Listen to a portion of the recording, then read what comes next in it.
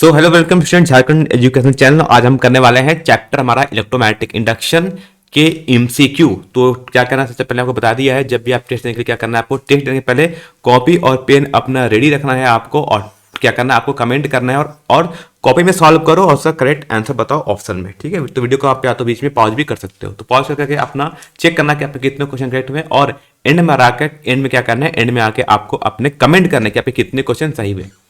ठीक है, बाकी हमारा अलग चैनल है एक्सरसाइज अकेडमी कंप्यूटर कक्षा और physics subject Singh YouTube channel search करना मिल जाएगा यूट्यूब पे, है ना। यूट्यूब पे एक बार सर्च करके देखना, आपको मिल जाएगा। स्टार्ट करते हैं। आज का पहला क्वेश्चन लिखता है self inductance of A coil is a measure of. Self inductance को बोलते हैं, डिनोट करते हैं स्मॉल एल से। कह रहा है ये किस चीज को मापता है, किस चीज को मेजर करता है ना। इलेक्ट्रिकल इनर्शिया को, है ना, इसको बोलते हैं इलेक्ट्रिकल फ्रिक्शन को, इंड्यूस ईएमएफ को, या इंड्यूस करंट को। तो ये क्वेश्चन आपका पीवाईक्यू वाला क्वेश्चन है, तो पीवाईक्यू का क्वेश्चन लिखना पीवाईक्यू, है ना। और एक क्वेश्चन का आंसर होगा, इसे बोलते हैं इलेक्ट्रिकल इनर्शिया। ठीक है, जिस तरह एक होता है एम को बोलते हैं ना, हम बोलते हैं मास। मास क्या है, मास एक इनर्शिया है, वैसे हमारा सेल्फ इंडक्टेंस एल क्या है, इनर्शिया है। ठीक है, तो करेक्ट आंसर होगा ऑप्शन नंबर ए। बात करते हैं क्वेश्चन नंबर 2, लिखता है the role of self inductance is equal to. Same question है, अभी जो पहला क्वेश्चन किया 1 नंबर, वही क्वेश्चन हमारा 2 पूछा है। किसका रोल क्या होता है, इसका रोल होता है एज ए इनर्शिया के जैसा, यानी क्वेश्चन नंबर 2 का करेक्ट आंसर हो जाएगा ऑप्शन नंबर डी। आते क्वेश्चन नंबर 3, लिखता है if in the electromagnetic induction the induce EMF is independent हो। कह रहा है कि जब इलेक्ट्रोमैग्नेटिक इंडक्शन होता है तो इसमें जो इंड्यूस ईएमएफ होता है, ई की वैल्यू, है ना, ईएमएफ, वो कह रहा है ये किस पर निर्भर नहीं करता है।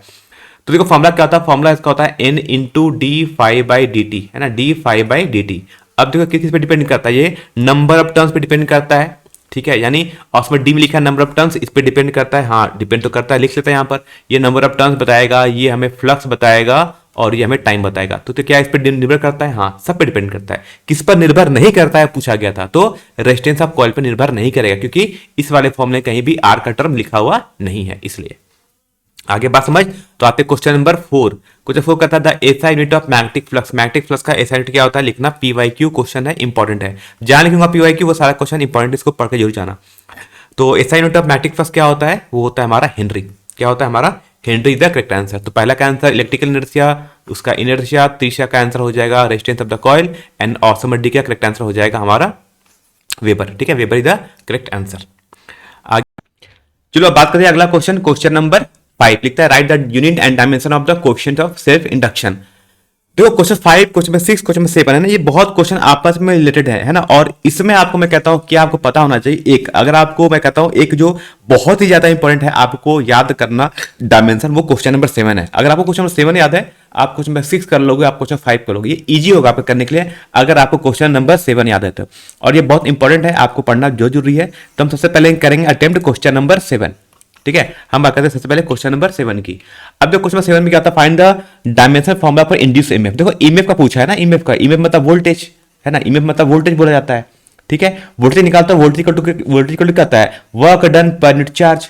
ठीक है, तो जो dimension work divide by charge का होगा, वही डायमेंशन किसका होगा, वोल्टेज का होगा, वही डायमेंशन हमारा ईएमएफ का भी हो जाएगा, जिसको बोलते हैं विद्युत वाहक बल बोलते हैं ना ईएमएफ को। तो हम डायमेंशन निकालते हैं वर्क का, तो आपको पता है कि वर्क का जो डायमेंशन होता है वो होता है ML2T-2। ठीक, T-2, है ना, ML2T-2 डिवाइड बाई ये चार्ज है Q, है ना, चार्ज का डायमेंशन क्या था, चार्ज का होता है डायमेंशन 80। अब क्या करना है, बस वैल्यू रख के सॉल्व कर लो, तो ये हो जाएगा आपका यहाँ से M, ये हो जाएगा L2, T का हो जाएगा ऊपर -2 है, नीचे 1 था, नीचे का जाके ऊपर बन जाएगा -1, तो -2 -1 बन जाएगा -3, नीचे a का पावर 1 है, ऊपर जाके बन जाएगा a का पावर -1। तो ये हो गया आपका डायमेंशन फॉर्मूला किसका हो गया, इंड्यूस ईएमएफ का। ठीक है, तो करेक्ट ऑप्शन कौन सा, ML2T-3 M-1। देखो ये आपका डायमेंशन फॉर्मूला हो गया ऑप्शन बी। ठीक है, क्वेश्चन नंबर 7 का करेक्ट ऑप्शन होगा ऑप्शन नंबर बी। तो पहले ये करना है। अब देखो इसके हेल्प से मैं कितना इजीली फाइंड कर पाऊंगा आपके लिए क्वेश्चन 5 एंड क्वेश्चन नंबर 6। पहले बात करते हैं क्वेश्चन नंबर 6 की। कहता है write the unit and dimension, कह रहा है क्वेश्चन में right the unit and dimension, मतलब आपको इकाई लिखना है और क्या लिखना है, विमा लिखना है, किसका, self coefficient of self induction, मतलब एल का डायमेंशन लिखना है। तो मैं बताऊंगा क्या करना है इसके लिए।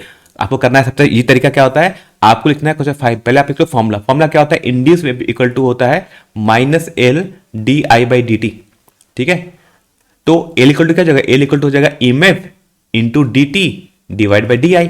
ठीक है, माइनस साइन को अभी हम नहीं लिख रहे हैं, हम सिर्फ क्या लिख रहे हैं, हमें सिर्फ हमें निकालना है सिर्फ डायमेंशन। डायमेंशन में साइन का कोई काम नहीं होता है। ठीक है, अब देखो अभी मेरे को पहले ईएमएफ का लिखा डायमेंशन क्या लिखा था, ऊपर देखो नीचे देखो, ईएमएफ का लिखा डायमेंशन m क्वेश्चन नंबर 7 में ML2T-3 और a माइनस वन।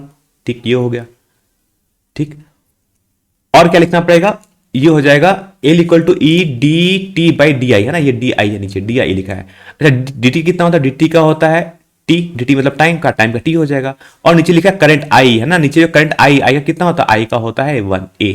ठीक है, अब रख के सॉल्व करो कितना हो जाएगा, तो ये वैल्यू हो जाएगी आपकी ML2 t माइनस थ्री, और यहाँ t का पावर 1 है, बन जाएगा ML2 t माइनस टू, और ऊपर a माइनस वन है, नीचे a का पावर 1 है, नीचे a1 ऊपर जाकर बन जाएगा -1, तो -1 पहले से भी है तो हो जाएगा -2।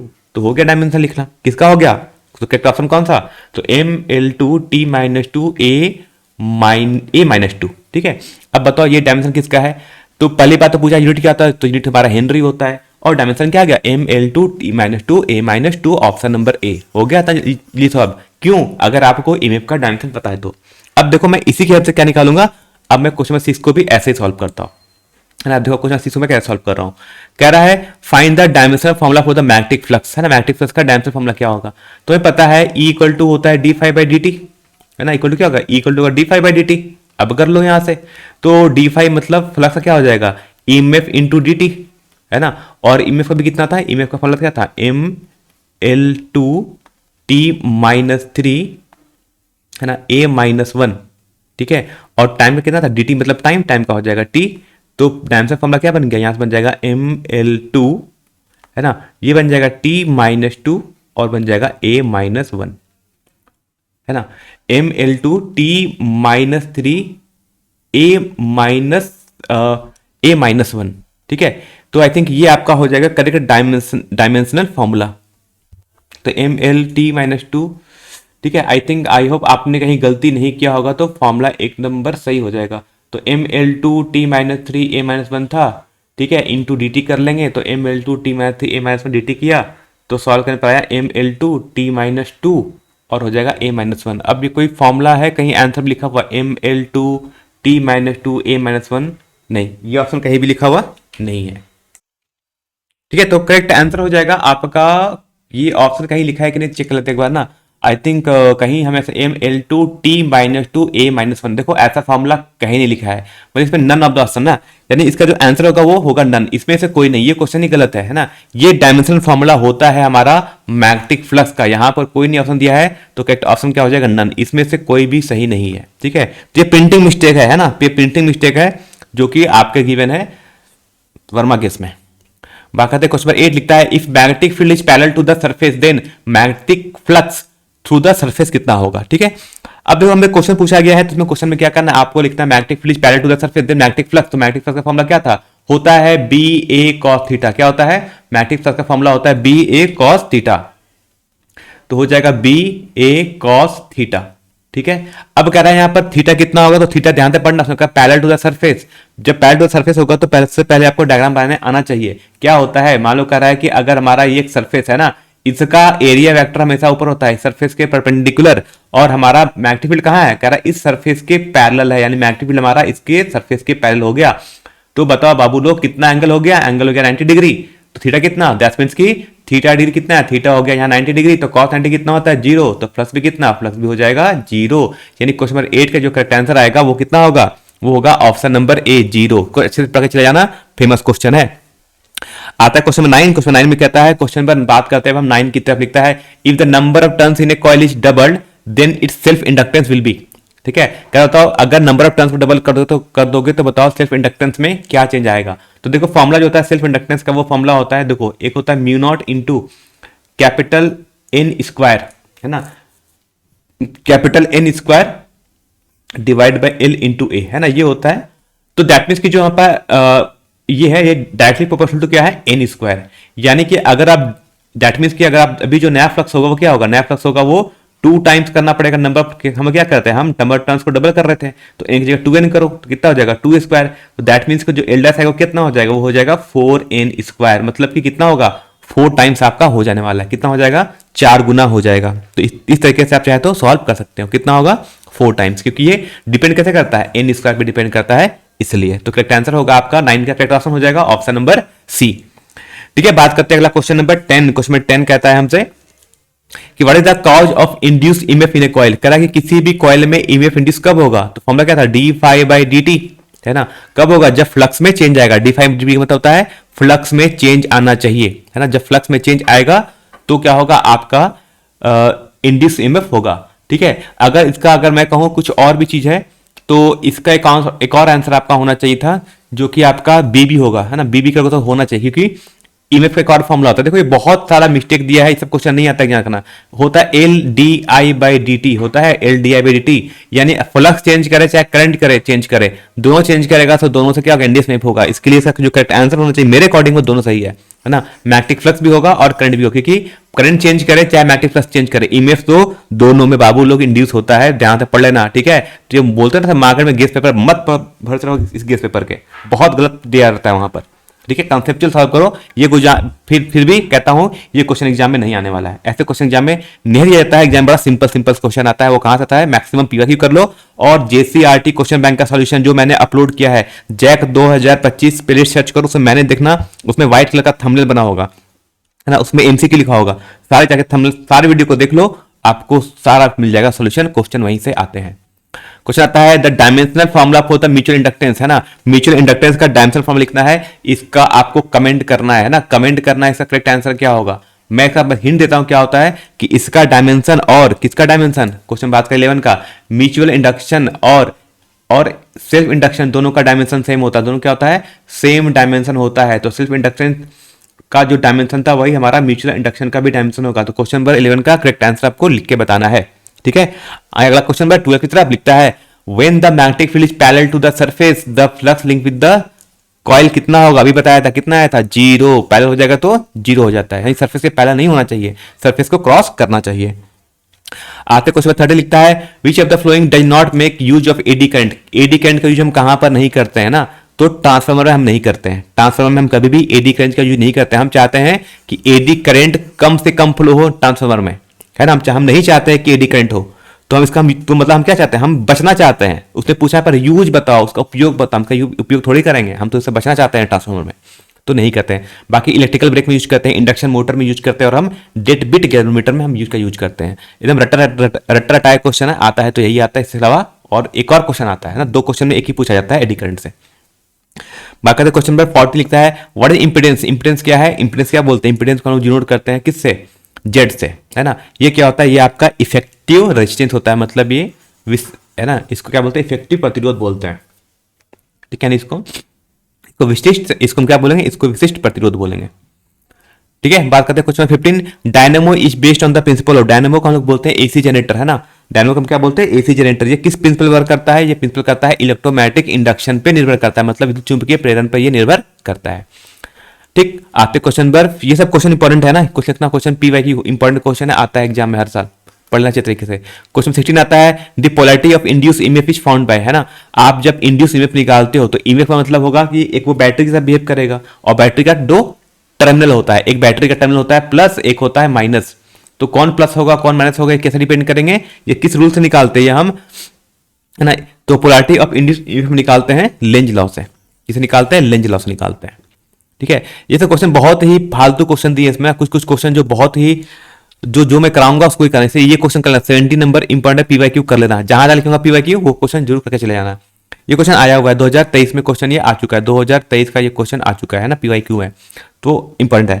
कहता है the direction of induce current is determined bye, मतलब किसी भी कॉइल में अगर इंड्यूस होता है करंट तो इसको हम किस रूल से निकालते हैं? तो लेंज के नियम से और फ्लेमिंग के राइट हैंड रूल, दोनों से निकालते हैं, है ना। इससे जो करंट आंसर होगा वो दोनों होता है, फ्लेमिंग का दाहिना नियम, दाहिने हाथ का नियम, या फिर लेंज का नियम, दोनों से हम निकालते हैं, ठीक है। आते क्वेश्चन नंबर 18 लिखता है Lenz law is consequence of, है ना। आप लोग लिखना, बहुत very important question, very important question है, और ये पीवाईक्यू भी है, और इस बार आपका मॉडल सेट 2025 में भी ये पूछा गया है। तो कहा जाता है कि लेंज लॉ है वो किस संरक्षण नियम को प्रतिपादित करता है, किस संरक्षण नियम पर आधारित होता है? ये हमारा एनर्जी यानी ऊर्जा के संरक्षण नियम पर आधारित होता है, ठीक है। सेम क्वेश्चन नंबर 19 भी है, 19 की बात करो तो 19 भी सेम ही है। Faraday law each of electromagnetic induction etch consequence of the conservation of, ये किस कंजर्वेशन नियम को फुलफिल करता है, यानी कि किस संरक्षण नियम पर आधारित होता है? तो कंजर्वेशन ऑफ ऊर्जा, है ना, ऊर्जा के संरक्षण नियम पर आधारित होता है। आते कुछ में 20 लिखता है induction furnace make use of, है ना। एक इंडक्शन फर्नेस होता है, बताया था कुछ देर पहले कि इंडक्शन फर्नेस में हम किसका यूज करते हैं? एडी करंट का, इसको बोलते हैं भंवर धारा, है ना।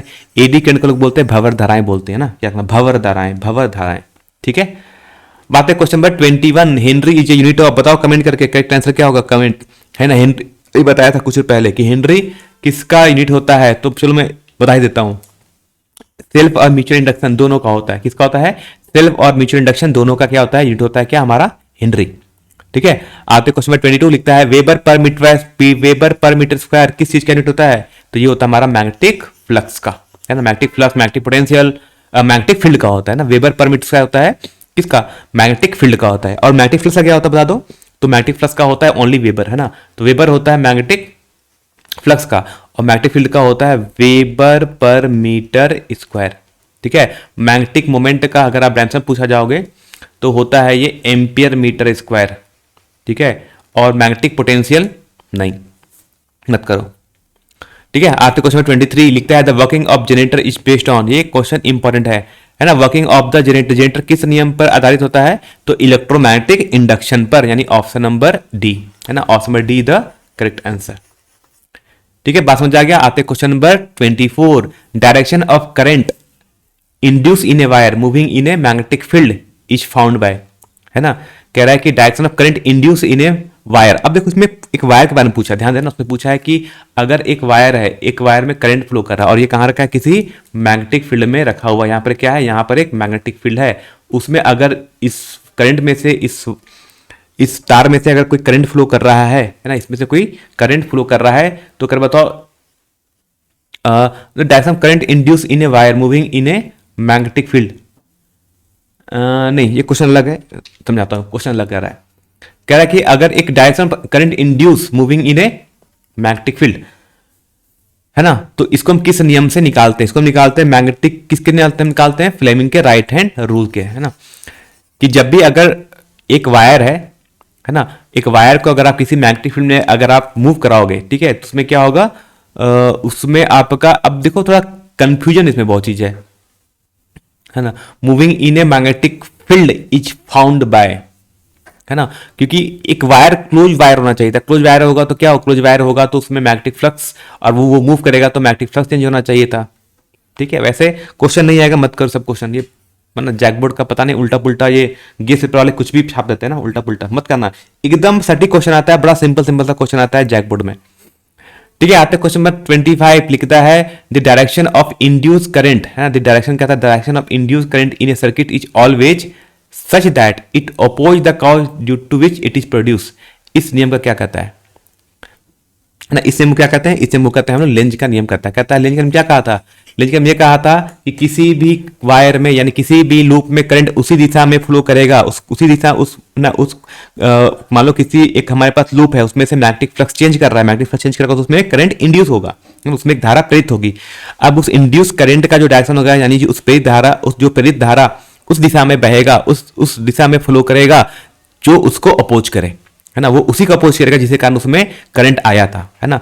तो किसी भी लूप में करंट आ रहा है तो वो क्यों, जो जिसके चलते उसमें करंट आएगा वो उसी का विरोध करेगा, उसी का अपोज करेगा। इस नियम को क्या कहते हैं, लेंज का नियम। तो लेंज का नियम पढ़ लेना, इंपॉर्टेंट है ना।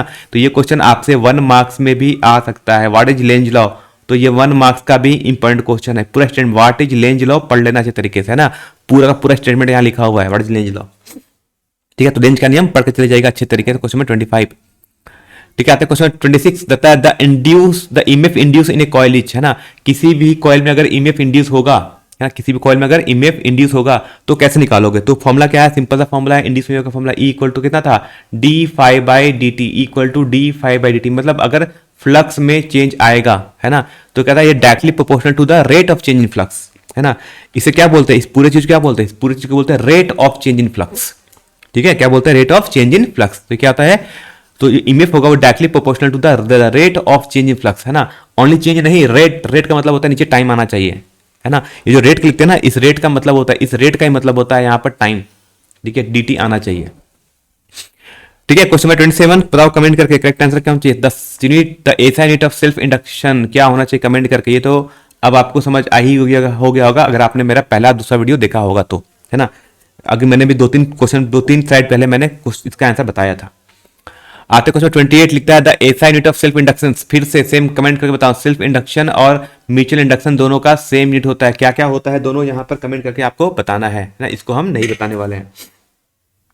ठीक है, अगला क्वेश्चन आता है क्वेश्चन नंबर 29 लिखता है if the number of turns in primary and secondary coil is increase to 2 times then mutual inductance becomes, है ना, म्यूचुअल इंडक्टेंस का हमसे फॉर्मूला पूछा है।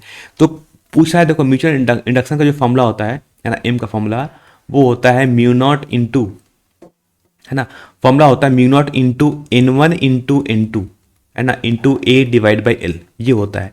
कह रहा है कि प्राइमरी N1 होता है हमारा प्राइमरी, N2 होता है हमारा सेकेंडरी का। कह रहा है अगर दोनों को डबल कर दो, दोनों को दुगना कर दो, तो नया एमडेस क्या हो जाएगा, नया एमडेस इक्वल टू क्या हो जाएगा, म्यू नॉट इंटू 2N1, इसको हमने डबल कर दिया प्राइमरी के का टर्म्स को, इनमें घेरों की संख्या को डबल कर दिया। वैसे दूसरे में N2 क्या कर दिया, N2 को भी हमने डबल कर दिया, 2N2 कर दिया, बाकी सब कुछ सेम है। ठीक है, तो ये हो जाएगा 4 टाइम्स हो जाएगा, 4 times into mu not into N1 into N2 into A divide by L. मतलब कि जो आपका नया जो म्यूचुअल इंडक्शन होगा एम डैश कितना हो जाएगा, एम डैश इक्वल टू हो जाएगा 4 टाइम्स ऑफ एम। ठीक है, कितना हो जाएगा, 4 गुना हो जाता है। ठीक है, याद रखना, इंपॉर्टेंट ऐसा ही पूछा जाता है सेल्फ इंडक्शन में, ऐसा ही पूछा जाता है म्यूचुअल इंडक्शन में। बात समझ आ गया। आते क्वेश्चन नंबर 30 लिखता है why the current does not rise immediately in circuit containing inductance, है ना, कह रहा है कि जब इसमें, है ना, कि करंट अचानक से नहीं बढ़ता है किसी भी जिस सर्किट में इंडक्टर लगा हो। ऐसा क्यों होता है, क्योंकि जैसे इसमें जब करंट फ्लो करेगा तो उसमें ईएमएफ इंड्यूस होगा, है ना, क्योंकि उसमें एक ईएमएफ इंड्यूस होता है। जब भी करंट चेंज करे तो क्या होता है, करंट चेंज करेगा तो मैग्नेटिक फ्लक्स चेंज करेगा, मैग्नेटिक फ्लक्स चेंज करेगा तो क्या होगा, मैग्नेटिक फ्लक्स चेंज करेगा तो एक ईएमएफ इंड्यूस हो जाएगा, और वो इंड्यूस ईएमएफ क्या करेगा, वो करंट को रोकेगा। इसलिए क्या होता है, इसलिए करंट तेजी से नहीं बढ़ पाता है। समझा गया। तो अच्छा रीजन क्या है इसका, ऑप्शन नंबर ए। वैसे क्वेश्चन नहीं आता है, आता कौन कौन सा क्वेश्चन है, तो क्वेश्चन इंपॉर्टेंट 28 है, इंपॉर्टेंट क्वेश्चन आपका 29 है ना, 30 इंपॉर्टेंट नहीं है। ये सब क्वेश्चन नहीं पूछा जाता है, जैकबोर्ड इतना लेवल जाके नहीं पूछा जाता है कभी, है ना, जैकबोर्ड का लेवल हमेशा सिंपल सिंपल होता है।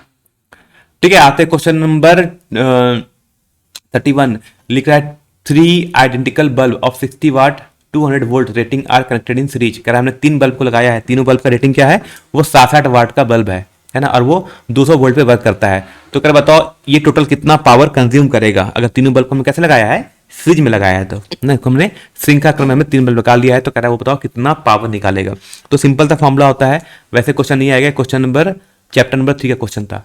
तो फॉर्मूला होता है 1/P equal to 1/P1 plus 1/P2 plus 1/P3। ठीक है, इस फॉर्मूला को याद रखना, ये किसके लिए होता है, ये होता है आपका सीरीज के लिए। किसका होता है, ये होता है आपका फॉर्मूला सीरीज के लिए। ठीक है, तो 1/P इक्वल टू कितना हो जाएगा, 1/P इक्वल टू हो जाएगा 1/60, 1/60, 1/60, 1/60, क्योंकि तीनों बल्ब का पावर कितना था, 60 था। तो 1/P इक्वल टू कितना हो जाएगा, ये हो जाएगा 3/60, जोड़ दो तो हो गया 1/20 हो गया। तो यानी 1/P इक्वल टू 1/20, तो P की वैल्यू कितनी हो गई, P की वैल्यू हो गई 20 वाट। ठीक है, कितना होगा करेक्ट आंसर, करेक्ट आंसर होगा आपका ए, ऑप्शन नंबर ए 20 वाट। बात समझ आ गया। इस तरीके से करना है। क्वेश्चन नंबर 32 अभी किया था, इंपॉर्टेंट है, PYQ है, अभी उसके पहले किया था। रोल ऑफ इंडक्शन, इंडक्टेंस का रूल क्या होता है, एल का हम जो लिखते थे, इसका ये किसके इक्विवेलेंट होता है हमारा, ऑप्शन नंबर डी का, है ना, इनर्शिया के। ये क्वेश्चन फेमस है ना, ये क्वेश्चन नहीं आएगा, दो क्वेश्चन कर, ये क्वेश्चन मत आना, है ना, क्वेश्चन मत करना। ये question model set 2002 model set, है ना, 2022 का ये दिया हुआ है ना, मत करना, क्योंकि बहुत लॉन्ग इसका एक्सप्लेनेशन है और आपको मैं ऐसा समझा पाऊंगा। क्योंकि कह रहा है जब 2 कॉइल में करंट फ्लो कर रहा है ना, ठीक है, और सेम डायरेक्शन में फ्लो कर रहा है, कह रहा है जब दोनों को हम सामने लाएंगे तो क्या होगा, तो कहता है जैसे आप दोनों को सामने लाओगे ना, तो दोनों क्या करेंगे, दूसरे को रिपेल करेगा, रिपेल करने से क्या होगा, दोनों में करंट कम हो जाएगा, है ना, तो दोनों में करंट कम घटता है ना, ऑप्शन में से डी होगा, लेकिन करना मत, एग्जाम में आता नहीं है सब कुछ। ठीक है, बात समझ आ गया। आते क्वेश्चन 34 लिख रहा है 2 identical coil made up of copper and aluminium are rotated with uniform speed in uniform magnetic field, then value of induced EMF in aluminum coil। तब 2022 का क्वेश्चन ना, देखो ये मार्केट रियलिटी बताता हूँ, जितने मार्केट में मॉडल सेट का आए हुए हैं ना, सब ने सब क्या किया है, कुछ इनका गेस नहीं है, सब छाप दिया है, सब कॉपी कर दिया है, क्या का PY की मॉडल सेट का, है ना, और वो ऑलरेडी सबका वीडियो सोल्यूशन हमारे यूट्यूब चैनल पे बना हुआ है, सब 2022 से 22, 23, 24 सबका बना हुआ है। तो वहां से आपको वीडियो मिल रहा है, तो ये बुक पढ़ के क्या मिल रहा है, कुछ नहीं है, सब छाप देता है, और जैकबोर्ड कभी भी ये क्वेश्चन नहीं पूछता है। फिर भी मैं आपको बताता हूँ इसका एक्सप्लेनेशन, मैंने वहां पहले ऑलरेडी कर चुका हूं, लेकिन फिर भी आपको मैं एक बार समझाने की कोशिश करता हूं। ठीक है, तो बच्चा के कह रहा है कि बताओ इंड्यूस करंट पूछा गया था। ठीक है, तो कह रहा है दो हमारे पास दो कॉइल है, दोनों को कहाँ घुमा रहे हैं, कॉपर का है एल्यूमिनियम का है, दोनों कहाँ घुमा रहे हैं सेम स्पीड से, कहाँ पर, एक यूनिफॉर्म मैग्नेटिक फील्ड में। तो कह रहा है बताओ किस में करंट ज्यादा होगा, इंड्यूस करंट एल्यूमिनियम में ज्यादा होगा कम होगा। ठीक है, देखो करंट दोनों में क्या होगा, करंट का पता नहीं, लेकिन वोल्टेज दोनों में सेम होगा, है ना, ईएमएफ दोनों में सेम होता है। ईएमएफ क्या होगा, मतलब वोल्टेज दोनों में सेम आएगा। ठीक है, वोल्टेज क्या होगा, दोनों में वोल्टेज सेम होगा कि दोनों को सेम मैग्नेटिक फील्ड में हम घुमा रहे हैं, है ना, और दोनों कॉइल का शेप भी सेम था, सब कुछ सेम था, तो ईएमएफ भी सेम होगा, यानी वोल्टेज सेम इंड्यूस होगा। अब सुनो, उसके बाद हमें पता है V इक्वल टू क्या होता है, आई इंटू आर। ठीक है, तो आई इक्वल टू क्या हो जाएगा, V डिवाइड बाई आर। ठीक है, दोनों में अगर वोल्टेज सेम है तो बोल सकते हैं कि current is inversely proportional to R, मतलब जिसका रेजिस्टेंस ज्यादा उसमें करंट कम। ठीक है, तो रेजिस्टेंस क्या जाता है, रेजिस्टेंस एल्युमिनियम का ज्यादा होता है और रेजिस्टेंस कॉपर का कम होता है, को पता होगा, इसलिए घरों में हम क्या यूज करते हैं, कॉपर पैड यूज करते हैं घरों में ना, क्योंकि इसका रेजिस्टेंस कम होता है। तो करंट क्या, करंट जस्ट उल्टा हो जाएगा, यानी करंट किस में ज्यादा होगा, करंट ज्यादा होगा आपका कॉपर में। ठीक है, तो करंट किस में ज्यादा है, करंट कॉपर में ज्यादा है। तो पूछा है कि बताओ क्या होगा, पूछा है कि the induce current in the aluminium is less than, है ना, क्या होगा, कम होगा किससे, कॉपर की तुलना में, है ना। लॉजिक क्या था, लॉजिक यहां पर लिखा है मैंने। ठीक है, वैसे क्वेश्चन नहीं आता है, मत करना इससे। ठीक है, इसको लिखना नॉट, आएगा नहीं कभी, लिख लेना नहीं आएगा, ऐसा क्वेश्चन नहीं पूछा जाता है, क्योंकि ये जैक बोर्ड का आंख बंद करके दिया हुआ क्वेश्चन है ना, मॉडल सेट का क्वेश्चन। ठीक है, आते क्वेश्चन 35 लिखता है keeping the total length of coil unchanged, the number of turns in it are double, then self inductance will be. तो देखो फिर से फॉर्मुला बेस्ड क्वेश्चन है, क्या है क्वेश्चन 35 बताता हूं। तो अभी लिखा था एल इक्वल टू क्या था, म्यू नॉट इंटू, है ना, mu not into N square into A divide by L. कह रहा है कि लेंथ को चेंज मत करना, उसने क्या पहले बोल दिया कि total length of the coil is unchanged, बस क्या करो, कर बता के अब नंबर ऑफ टर्न्स को डबल कर देना। तो दैट मीन्स कि एल क्या है, वो डायरेक्टली प्रोपोर्शनल टू, यानी आपका जो सेल्फ इंडक्शन है वो डायरेक्टली प्रोपोर्शनल टू कितना है, एन स्क्वायर हो जाएगा।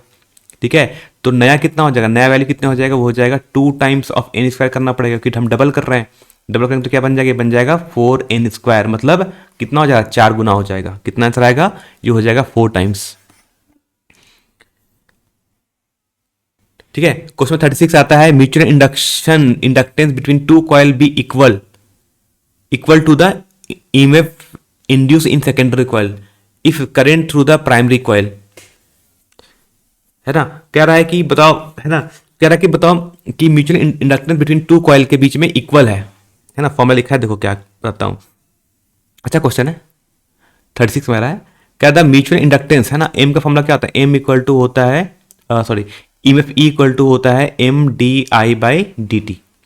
ठीक है, कह रहा है mutual inductance between two coil be equal to the EMF, यानी जो ई है और ईएमएफ दोनों इक्वल है ना। कह रहा है ईएमएफ एंड म्यूचुअल इंडक्टेंस दोनों क्या है, इक्वल है, तो ये जो सेम हो गया, दोनों कैंसिल आउट हो गया, तो डी, यानी तो D I by D T की वैल्यू कितनी होगी, D I by D T की वैल्यू कितनी हो जा रही है, यहां से आपकी 1 हो जाएगी, सिंपल। इसका क्या मतलब होता है कि करंट चेंज हो रहा है, कैसे, 1 एम्पियर पर सेकेंड से चेंज हो रहा है ना, यानी करंट क्या चेंज है, यानी यहाँ पर करंट चेंज कर रहा है, दैट मींस की valid with the rate of 1 ampere per second, यानी D I by D T क्या हो गया, 1 एम्पियर पर सेकेंड, यही तो इसका आंसर है। डी आई बाई टी का मतलब होता है, डी आई डी टी मतलब होता है करंट पर यूनिट टाइम, तो 1 का मतलब क्या है, 1 एम्पियर पर सेकेंड, तो करंट से चेंज कर रहा है 1 एम्पियर पर सेकेंड से चेंज कर रहा है, इसलिए। ठीक है, बात समझ आ गया। आते क्वेश्चन 37 लिखता है, हाँ ये क्वेश्चन अच्छा है थोड़ा सा ना, अब 2-3 क्वेश्चन अच्छे हैं, इसमें एक कराऊंगा, बाकी आपको खुद से सॉल्व करना पड़ेगा। क्वेश्चन 37 कर रहा है ए 100 मिली हेनरी कॉइल, है ना, कैरेज करंट ऑफ 1 एम्पियर, तो energy stored in magnetic field, तो एनर्जी स्टोर का फॉर्मूला क्या था, होता है 1/2 LI स्क्वायर। ठीक है, 37 में का भी वही आंसर होगा, 38 का भी सेम मेथड होगा। 37 को मैं बता दे रहा हूँ, लिखेंगे 1/2, सेल्फ इंडक्टेंस एल कितना दिया, 100 मिली हेनरी, तो 100 इंटू 10⁻³ करंट कितना, 1 एम्पियर, तो लिखना पड़ेगा 1 का स्क्वायर, ये हो जाएगा 50, तो बन जाएगा 50 इंटू 10⁻³ है ना, 50 इंटू 10⁻³ को आप क्या लिखोगे, 0.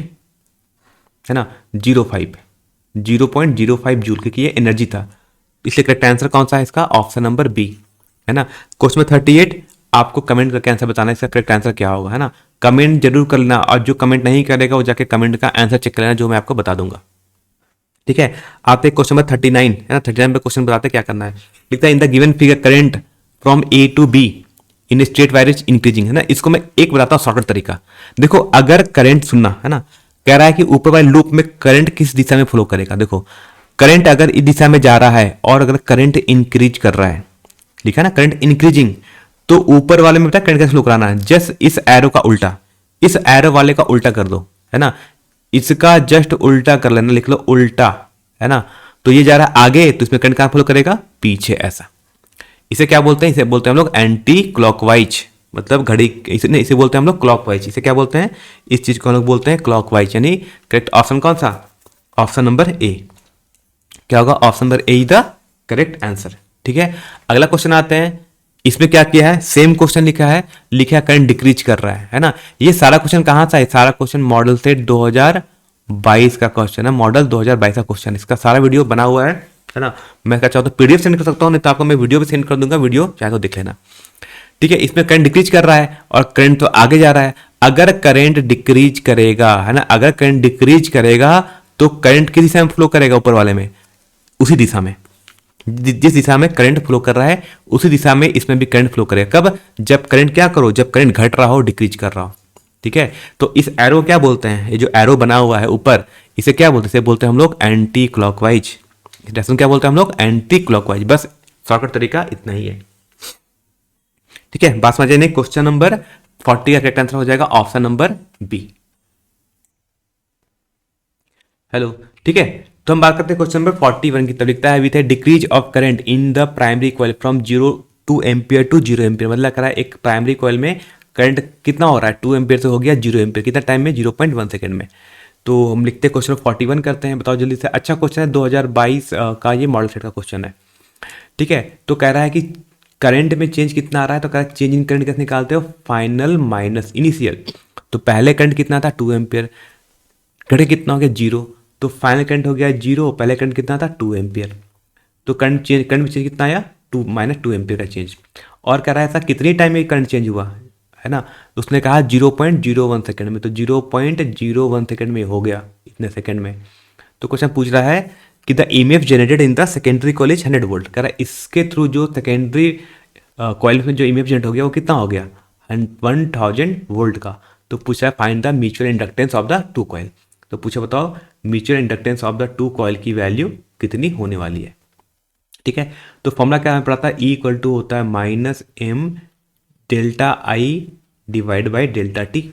ठीक है, वैल्यू पुट करते हैं, एम एफ कितनी गिवन थी, 1000 इक्वल टू हो जाएगा माइनस एम, और डेल्टा आई कितना है, वो -2 एम्पियर है।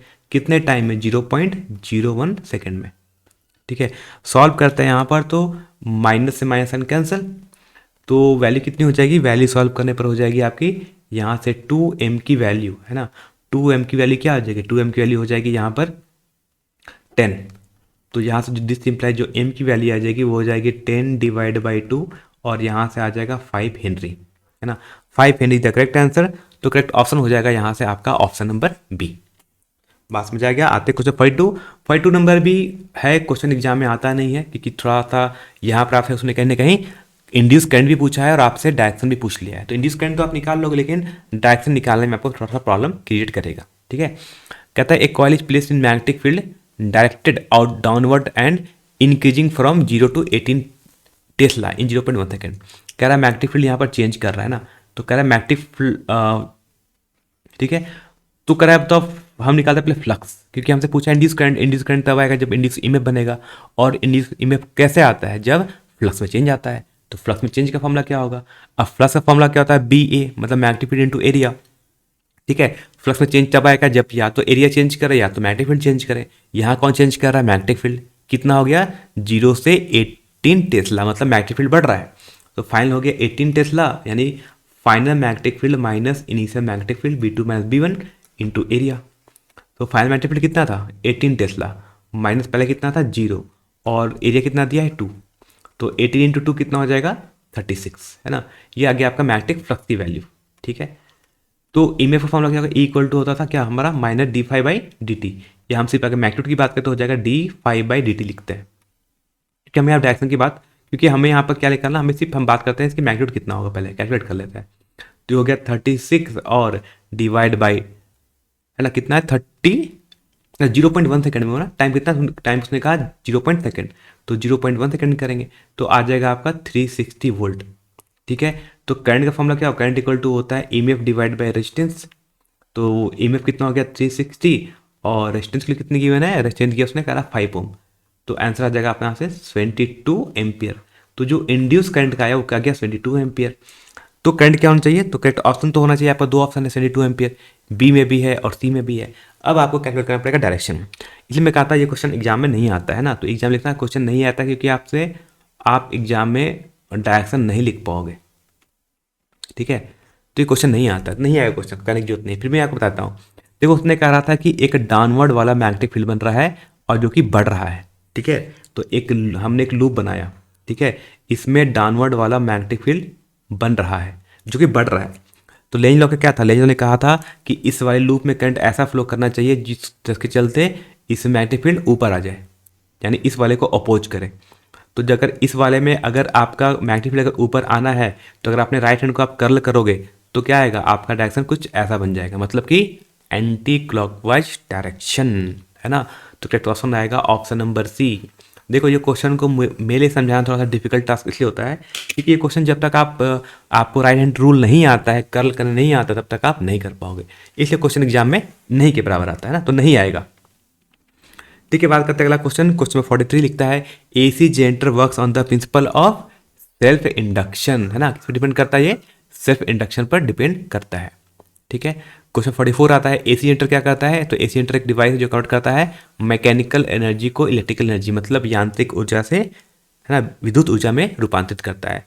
क्वेश्चन 45 एग्जाम में नहीं आता है, तो आई होप मैं इसको कराऊंगा भी नहीं, है ना, ये बहुत थोड़ा कॉम्प्लिकेटेड क्वेश्चन है, मतलब आपके लिए नहीं है ना, फिर भी मैं इसको नहीं कराऊंगा। अगर आप चाहो तो मैं इसको करा सकता हूँ, लेकिन मैं इसको स्किप करूंगा, है ना, इस क्वेश्चन नंबर 45 को। तो चलो क्वेश्चन 45 अच्छा, अब चलो मैं आपको सॉल्व करा ही देता हूँ ना।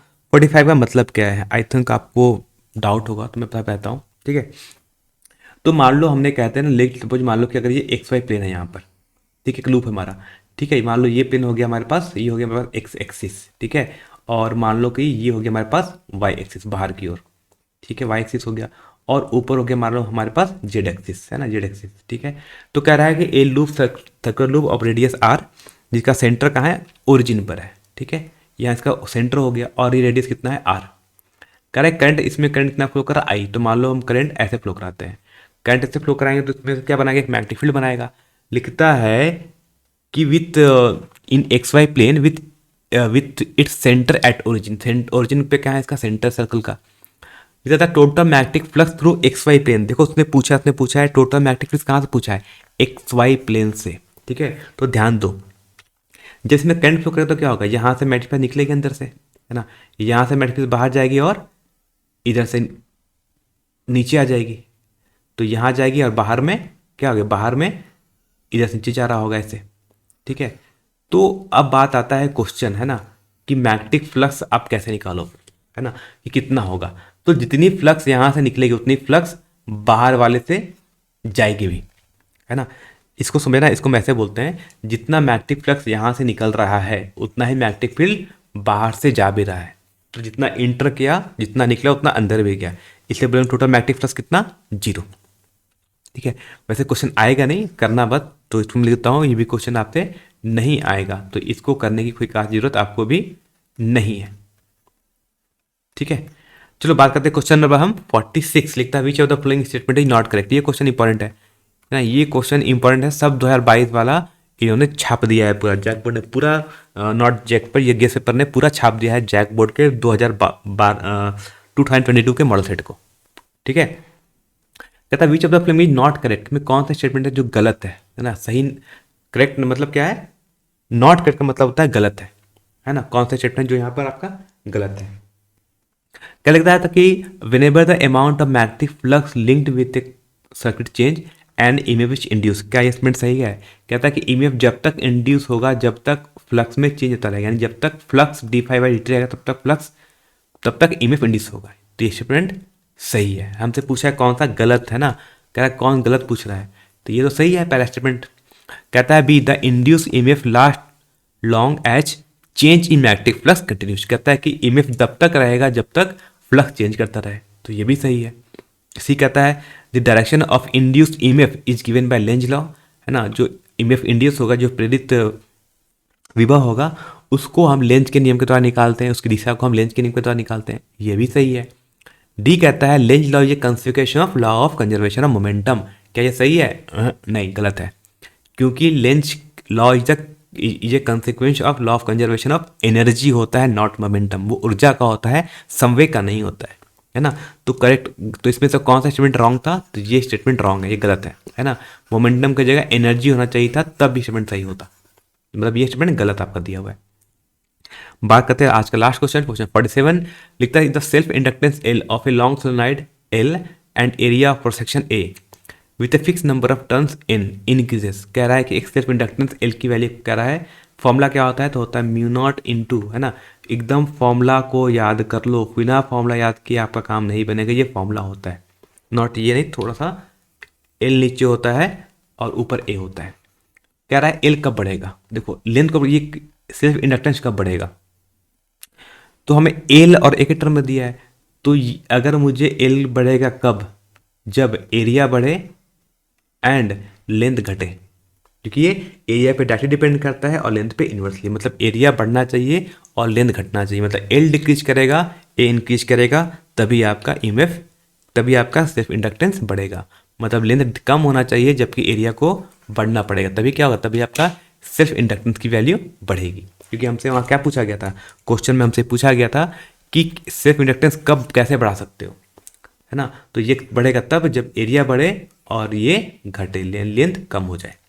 ठीक है, तो बात समझ आ गया। तो ये क्वेश्चन में आता है टोटल इलेक्ट्रोमैग्नेटिक इंडक्शन का 47 क्वेश्चन आपको बता दिया, कर लेना अच्छी तरीके से। बाकी है ना, मेरे देखो वेबसाइट है, मेरे कुछ आपको पीडीएफ मिलेगा, है ना, इस पीडीएफ में जो मैंने एमसीक्यू सॉल्व करा है, इन सारे एमसीक्यू को देख लेना, है ना, आपको पीडीएफ मिलेगा, मैं जहाँ कुछ एमसीक्यू मैंने सॉल्व करके रखे हैं पीडीएफ में, उसको देख लो, है ना कहीं उसमें से क्वेश्चन बहुत सारा आपका बोर्ड एग्जाम में भी आने वाला है।